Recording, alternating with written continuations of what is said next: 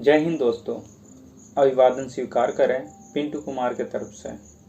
आज हमें इस बात की आज़ादी है कि हम अपने तन को कैसे ढकें, किस तरह के कपड़े पहनें। अगर इतिहास के पन्नों को पलटें तो केरल के तटवर्ती इलाकों में एक ऐसा वक्त था जब निचली जाति की महिलाओं को यह हक नहीं था।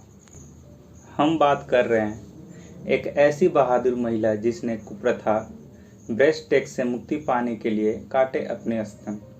केरल के चेराथला में नंगेली अपने पति चिरकुंदन के साथ रहती थी। 19वीं शताब्दी में जब त्रावणकोर शासन चल रहा था तब कई तरह के कर वसूली की जाती थी। ये कर उनकी आमदनी पर केंद्रित नहीं थे, बल्कि उनकी नीची जाति दलितों पर केंद्रित था।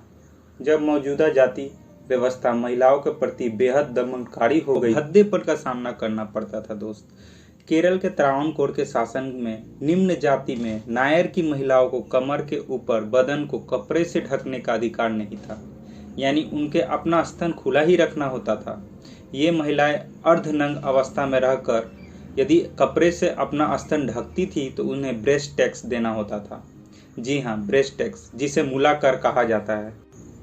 यह बात और शर्मिंदा करने वाली है कि ये ब्रेस्ट टैक्स महिलाओं के स्तन के आकार के आधार पर लिया जाता था। स्तन का आकार जितना बड़ा, टैक्स उतना ही अधिक होता था।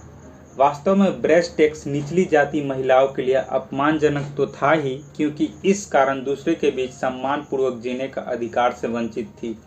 ब्रेस्ट टैक्स उनकी गरिमा और गोपनीयता पर भी हमला था। नंगेली दलित थी, इजावा समुदाय से थी। उसने न केवल अपने लिए बल्कि सभी श्रमिक दलित महिलाओं के लिए आवाज़ उठाई। उसने विरोधों ने उसके क्षेत्र में विरोधियों को चिंगारी जलाने में मदद की। नंगेली ने महसूस किया कि उसके समुदाय के साथ अन्याय हो रहा है। टैक्स के बोझ के कारण उसके पास दिन के अंत में खाने के लिए मुश्किल से मुट्ठी भर चावल का भी इंतजाम नहीं हो पा रहा था।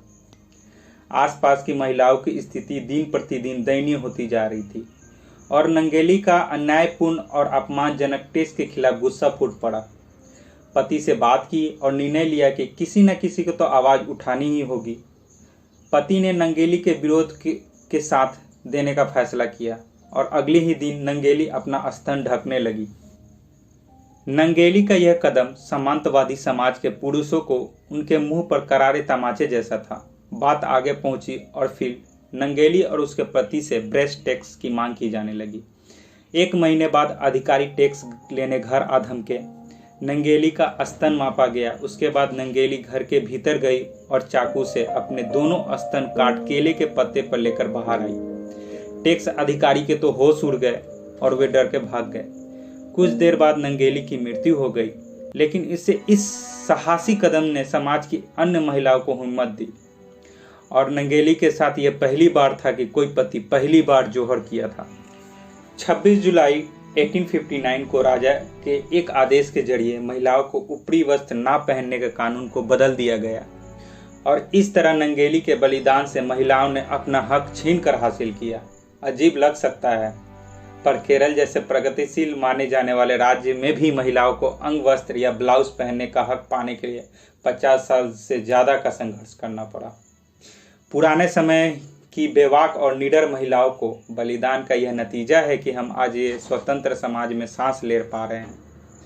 भले ही हमारे कदमों के नीचे मिट्टी अब कंक्रीट से बदल गई है, लेकिन हमें यह भूलना नहीं चाहिए कि हमारा वर्तमान अभी भी एक दोषपूर्ण है, अक्सर अन्याय से भरे इतिहास के कंधों पर आधारित, और एक बेहतर समावेशी भविष्य के लिए प्रतिरोध की कहानियाँ का निरंतर लोगों के बीच रहना अति आवश्यक है। Thank you. अब इसी के साथ विदा लेता हूँ। कमेंट करके बताइए आपको यह वीडियो कैसी लगी। अगर आपको ऐसी और वीडियो चाहिए तो लाइक और चैनल को सब्सक्राइब